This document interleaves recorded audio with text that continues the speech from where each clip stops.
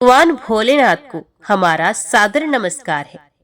महाशिवरात्रि का ये पावन पर्व, जब स्वयं भगवान शिव तांडव स्वरूप में जगत कल्याण हेतु प्रकट होते हैं, यह व्रत न केवल शिव भक्तों के लिए परम मंगलकारी है, बल्कि हर साधक के जीवन में शुभता, शांति और मोक्ष प्रदान करने वाला माना जाता है। फाल्गुन मास कृष्ण पक्ष चतुर्दशी तिथि को हर साल महाशिवरात्रि का पावन पर्व मनाया जाता है और ऐसी मान्यता है कि इसी दिन भगवान शिव और देवी पार्वती जी का विवाह हुआ था। आज के दिन भक्त उपवास रखते हैं और इस दिव्य व्रत का पालन करने से जन्म जन्मांतर के पाप ताप नष्ट हो जाते हैं, ग्रह दोष शांत होते हैं और मनुष्य को भगवान शिव की अपार कृपा भी प्राप्त होती है। जो श्रद्धालु इस दिन उपवास रखते हैं, भगवान का अभिषेक करते हैं और रात्रि जागरण कर शिवजी के नाम का जाप करते हैं, वे सभी सांसारिक बंधनों से मुक्त होकर अंत में शिव तत्व को प्राप्त होते हैं। अब जानते हैं महाशिवरात्रि व्रत की विधि को पूर्ण करने के लिए कौन कौन सी सामग्री की आवश्यकता होती है। महाशिवरात्रि की पूजा में सबसे पहले आपको चाहिए गंगा जल और शुद्ध जल। गंगा जल से अभिषेक करने से शिवजी शीघ्र प्रसन्न होते हैं और गंगा जी स्वयं शिवजी की जटाओं से प्रवाहित होती हैं। इसलिए यह पवित्र जल शिवजी की पूजा में विशेष रूप से प्रयोग किया जाता है। अगली सामग्री है दूध। दूध शुद्धता और शीतलता का प्रतीक होता है। शिवलिंग पर दूध अर्पित करने से मन को शांति मिलती है, जीवन में शीतलता और सौम्यता आती है। तीसरी सामग्री है दही। दही शुद्धता और शीतलता का प्रतीक होता है। शिवलिंग पर दूध अर्पित करने से जीवन की सभी बाधाएं दूर हो जाती हैं। तीसरी सामग्री है दही। दही स्वास्थ्य और समृद्धि का प्रतीक है। शिवलिंग पर दही अर्पित करने से पारिवारिक सुख समृद्धि के साथ ही अच्छे स्वास्थ्य की भी प्राप्ति होती है। चौथी सामग्री है घी, खासतौर पर गाय का घी। आपको भगवान शिव की पूजा के लिए प्रयोग में लाना चाहिए। घी से शिवलिंग का अभिषेक करने पर शारीरिक और मानसिक बल प्राप्त होता है और यह आत्मा की शुद्धि का भी प्रतीक माना जाता है। पांचवी सामग्री है शहद। शहद मीठी वाणी और सुख शांति का प्रतीक है। इससे भी भगवान शिव का आशीर्वाद प्राप्त होता है और वाणी में मधुरता आती है। इन सभी सामग्रियों को मिलाकर बनता है पंचामृत, जिससे आप भगवान शिव का पूजन या अभिषेक कर सकते हैं। छठी सामग्री है बिलपत्र यानी बिल्व पत्र। भगवान शिव को बेलपत्र अत्यंत प्रिय है। त्रिदल बेलपत्र 3 गुणों यानी सत्व, रज, तम को संतुलित करता है और पापों का नाश करता है। 7वीं सामग्री है धतूरा और आंख के फूल।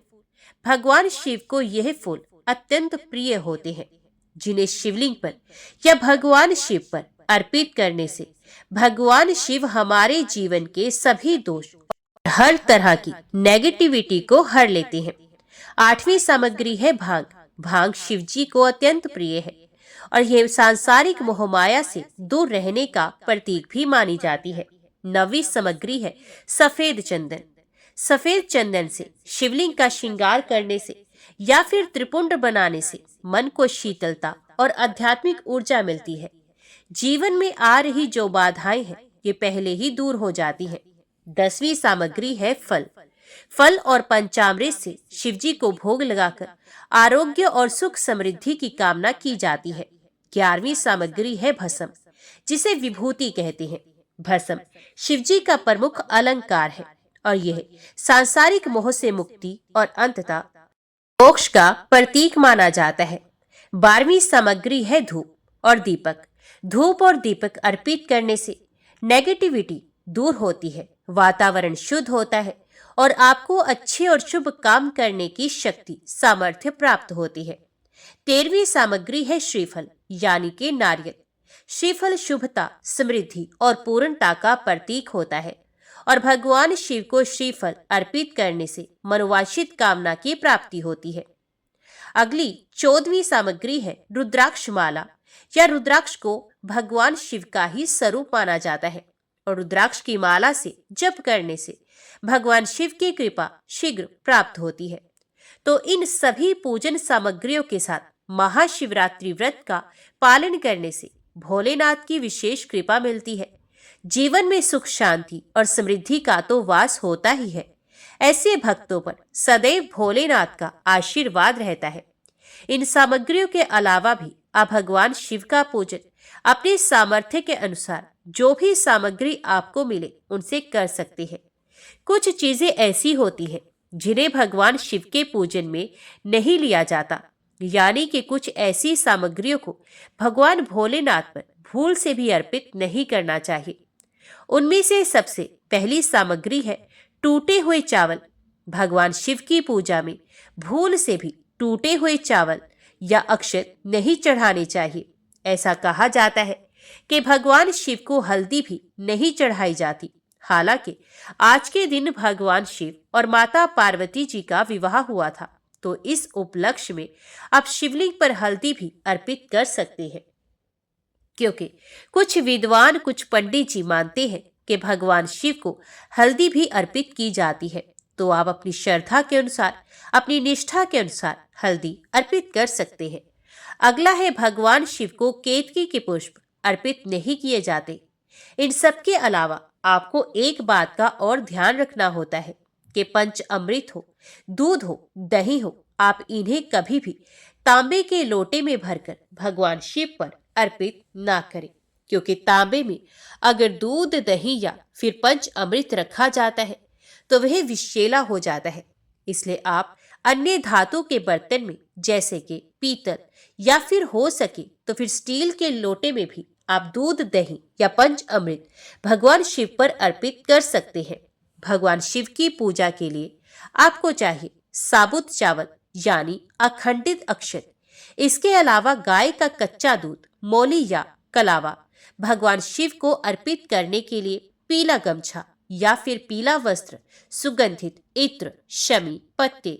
और जो लोग आज के दिन भगवान शिव और देवी पार्वती जी का गठबंधन कराना चाहते हो, तो वे आज के दिन एक लाल चुनरी या फिर लाल पटका भी भगवान शिव को और माता पार्वती जी को अर्पित कर सकते हैं। ये तो हुई भगवान शिव के पूजन की बात। अब जानते हैं माता पार्वती जी को कौन कौन सी सामग्री आज के दिन अर्पित करनी चाहिए। माता पार्वती जी को आप सिंदूर, कुमकुम, जो कि सौभाग्य, शक्ति और मंगल कामना का प्रतीक होता है, हल्दी और मेहंदी से शुभता और सुहाग की निशानी माना जाता है, चूड़ियां और आभूषण, जो कि देवी पार्वती जी के सौंदर्य और सौभाग्य का प्रतीक होती हैं, बिंदी और काजल, जिन्हें सौंदर्य और साथ ही साथ नकारात्मक ऊर्जा से, नजर से रक्षा करने का भी प्रतीक माना जाता है, गजरा या फूलों का हार। देवी पार्वती जी को प्रसन्न करने के लिए आप आज के दिन फूलों का हार या फिर गजरा भी अर्पित कर सकते हैं। सुगंधित इत्र देवी पार्वती जी की पूजा में पवित्रता और दिव्यता को बढ़ाने वाला माना जाता है। कंघी और वस्त्र देवी को सुंदरता और पूजन में पूर्णता देने के लिए इनका प्रयोग किया जाता है। अपने सामर्थ्य के अनुसार इनके अलावा आप जो भी सामग्री का प्रयोग करना चाहते हो वो आप कर सकते हो। अगर इन सभी सामग्रियों में से आपको सारी सामग्री ना मिले तो जो जो आपको मिल जाए आप मन में श्रद्धा रखते हुए भक्ति भाव से वे भी अर्पित कर सकते हैं, क्योंकि भोलेनाथ भाव के भूखे होते हैं, फिर चाहे सामग्री का ही अभाव क्यों ना हो।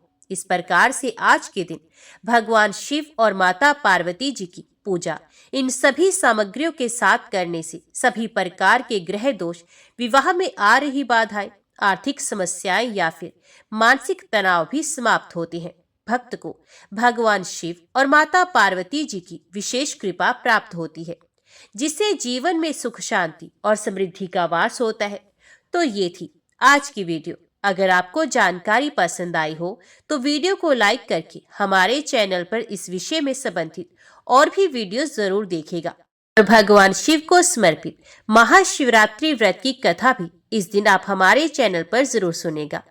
ओम नमः शिवाय। हर हर महादेव।